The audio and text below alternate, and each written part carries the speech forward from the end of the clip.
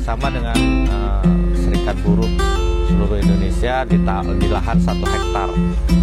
Di lahan 1 hektar, dan pada saat ini ada sekitar 350 atau sampai 400.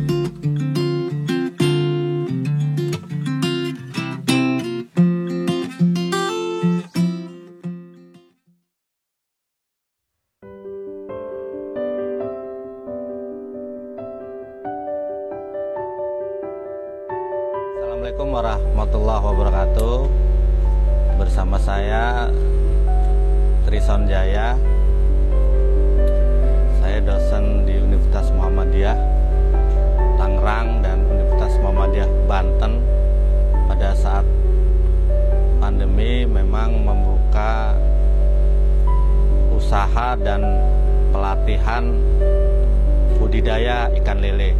Budidaya ikan lele ini saya beri nama Kampung Lele JJ Cisoka, Kabupaten Tangerang. Jadi mengawali dari pandemi COVID-19, kebetulan kami para dosen, para guru harus bekerja dari rumah online di bulan Maret 2020. Sebenarnya saya mengawalinya dari bulan Desember 2019 untuk usaha pribadi. Tapi menarik dari banyak masyarakat yang dirumahkan sehingga saya mempunyai ide. Karena di keluarga kami memang sejak 27 tahun yang lalu memang expect di usaha budidaya ini. Dan sekarang dengan kondisi itu kami mengajak masyarakat di sekitar Kampung Lele ini dan beberapa juga ada dari luar kota untuk datang ke sini untuk ngurusin budidaya ikan lele.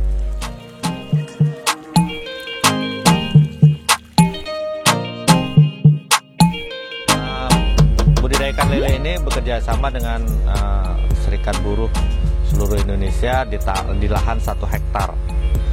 Di lahan 1 hektar, dan pada saat ini ada sekitar 350 atau sampai 400 bak kolam. Rata-rata ukuran terkecilnya adalah 3x6. Pada awalnya usaha ini dimulai dengan usaha pembibitan atau pendederan. Seiring berkembangnya permintaan masyarakat untuk konsumsi, maka kemudian di sehabis lebaran kemarin kami mulai pembesaran sampai ukuran 6 sampai 10 kilogram per kilo, ukurannya 6 sampai 10. Tapi sebelumnya kita supply ke beberapa kolam di sekitar masyarakat sini. Ukuran bibit, orang bilangnya ukuran 7-8 sampai 8 cm ke atas, sehingga masyarakat di sekitar kolam ini juga bisa membuat kolam untuk membesarkan. Kenapa demikian? Permintaan lele ini sebenarnya untuk konsumsi di Jabodetabek berdasarkan survei dari kementerian itu baru terpenuhi 30%. Jadi berapapun produk yang dihasilkan dari Kampung Lele ini bersama dengan masyarakat di sekitar sini, Cisoka ini terkenal sebagai tempatnya budidaya ikan lele. Mungkin terbesar lah untuk di Tangerang. Selain saya ada sekitar lahan 1 hektar, banyak penduduk yang di Cisoka, Tiga Raksa, Solear itu banyak sekali petani lele dan selalu kekurangan. Sehingga kami bekerja sama, kalau kami kurang kami minta di area-area petani. Jadi kolam lele ini sekarang mempekerjakan, bukan hanya mempekerjakan, tapi sekarang bagi hasil modelnya. Bagi hasil sekitar ada 15 dan tinggal di sini. Ada mes-mesnya, ada 4 mes yang bisa ditinggali oleh para pekerja. Ada dari Semarang, ada dari Bandung. Yang terbanyak adalah petani-petani lele dari sini dan Lampung. Kemarin memang terjadi kendala habis lebaran itu kok agak stop. Maksud saya rupanya memang kondisinya seperti itu. Tidak seperti lebaran tahun lalu. Mungkin karena tidak COVID, belum COVID, langsung. Sekarang kemarin sempat stop, lah saya juga stop. Tapi ternyata sehabis 20 hari Lebaran plus 20 hari kok permintaan meningkat banyak, sehingga kami sebenarnya mestinya produksinya 3-4 juta benih, tapi kemarin baru terpenuhi 1.200.000. Sampai saat ini baru sekitar 1.200.000 lah, 1.200.000. Jadi memang masih kurang dan akan terus, karena benih juga kan kami tidak bisa produksi sendiri karena besar sekali. Kami bekerja sama dengan petani-petani di Lampung untuk mengambil bibitnya, nanti dibesarkan di sini. Nah itu rupanya kemarin kami bertanya soal jenis permintaan, ternyata nggak ada yang khusus gitu. Tapi di sini juga ada, kalau meminta sangkuriang ada, meminta sangkuriang ada, tapi secara khusus tidak ada jenis apa, pokoknya lele aja. Tapi kalau ada yang spesial dia minta, karena memang katanya sangkuriang lebih enak dan lain sebagainya. Tapi persoalan itu ternyata nggak menjadi masalah. Pokoknya para petani itu intinya ikan lele aja.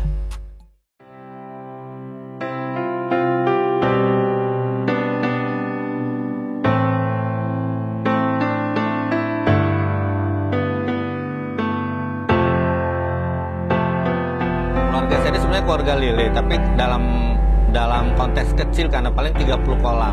Ketika 30 kolam itu nggak masalah.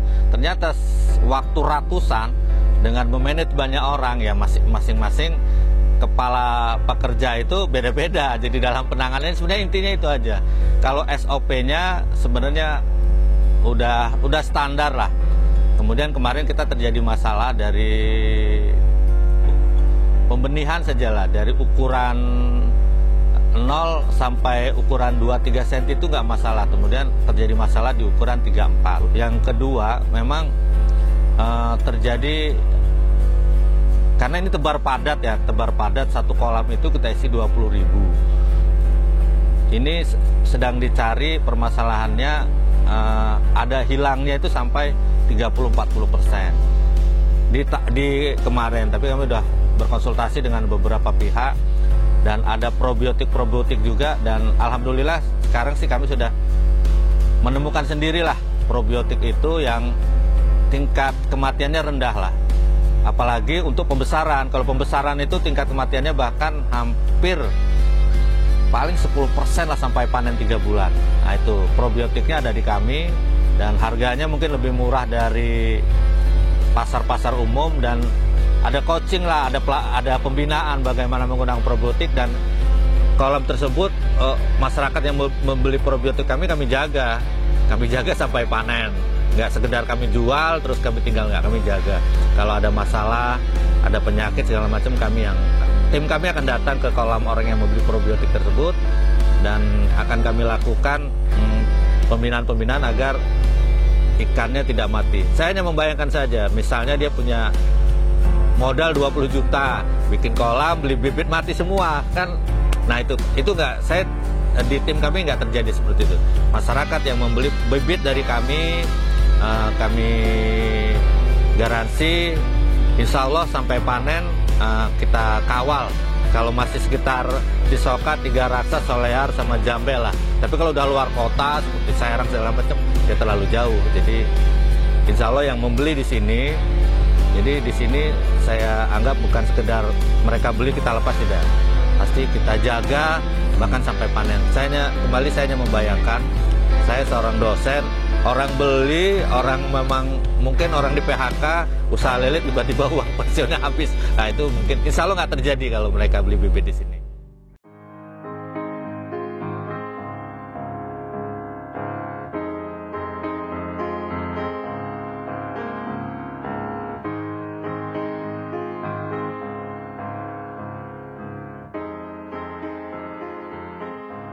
Yang pertama adalah perlakuan terhadap air, karena ternyata lele itu memang ya namanya komunitas air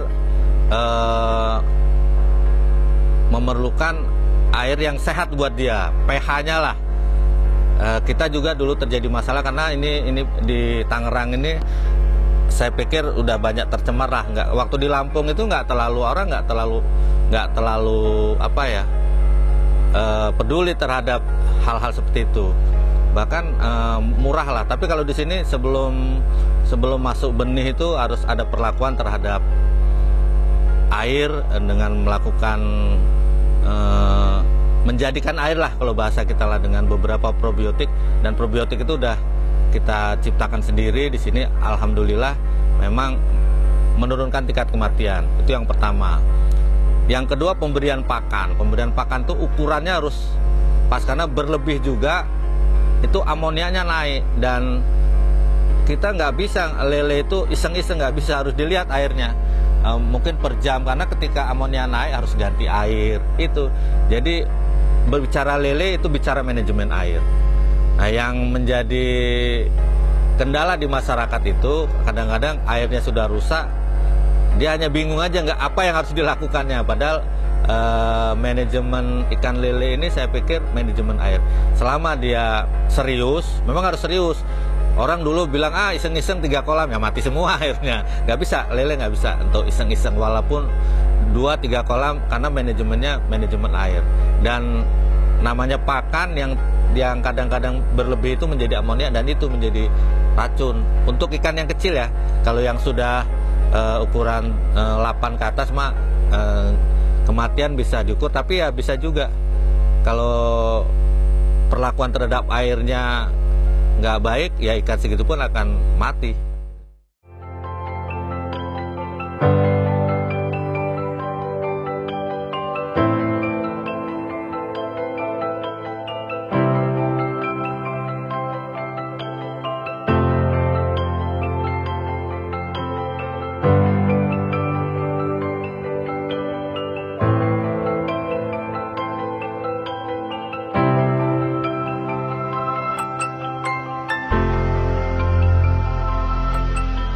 Ikan lele ini di Jabodetabek lah, saya sudah tanya ke kementerian, saya tanya, nggak akan pernah terpenuhi 100%. Sekarang saja saya pernah survei ke Bogor, itu kolamnya itu puluhan hektar, tapi nggak bisa memenuhi kondisi Jabodetabek aja, nggak usah jauh-jauh, kondisi Jabodetabek. Sehingga berapapun yang Anda hasilkan, baik itu bibit maupun konsumsi, itu akan habis terjual. Saya garis bawah lagi, berapapun bibit yang Anda hasilkan, bahkan konsumsi yang Anda produksi, itu akan habis terjual. Jadi kalau mau budidaya lele, nggak usah takut, tapi serius. Nggak bisa buat main-main. Misalnya tiba-tiba serius lah bikin 10 kolam, Anda buang uang. Saya katakan Anda buang. Ya serius, ada 10 kolam. 10 kolam itu kalau bagi saya itu, kalau pribadi udah bisa menghasilkan upah minimum Tangerang lah. Jadi rata-rata yang invest di sini saja 10 kolam itu rata-rata mendapat hampir 9 juta per 3 bulan ya. Per 3 bulan, dengan 10 kolam itu sekitar 45 jutaan lah. Jadi per 3 bulan mereka bisa terima, ya tidak 3 juta terus, bisa 2-3 juta lah gitu. Tapi kalau diurus sendiri berarti kan pengurusnya juga kan sama namanya, dia bisa dapat 5 jutaan. Tapi serius, nggak boleh untuk iseng-iseng. Yang pertama, lele ini jangan untuk coba-coba. Belajar dulu sama yang ahli, belajar dulu sama yang sudah berhasil. Apa perlakuan-perlakuan terhadap pembenihan atau pembesaran.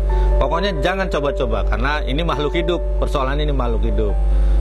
Belajar dulu dengan benar 3 bulan sampai 6 bulan. Nah, kalau mau usaha, baru setelah merasa punya kemampuan untuk melakukan bidang ini, saya nyebutnya sebagai kompetensi, barulah Anda ini. Sekali lagi, jangan coba-coba. Jadi serius, orang miara lele 20.000 iseng-iseng belakang rumah katanya, ya kalau berhasil ya bagus. Tapi kebanyakan yang saya pelajari dari sekitar Kabupaten Tangerang ini, yang orang punya uang coba-coba itu rata-rata ngeluh ke sini gagal. Tapi kalau yang serius punya 10 kolam, saya banyak juga sudah membina, mungkin udah 20-30, dan sekarang terus berhubungan dengan kami, sepanjang tahun mereka tapi memang terus kita pandu dari kampung sini, karena di sini ada sekitar 20 orang yang bisa membantu lah. Saya bukan mengatakan membantu, dan bantuan itu gratis.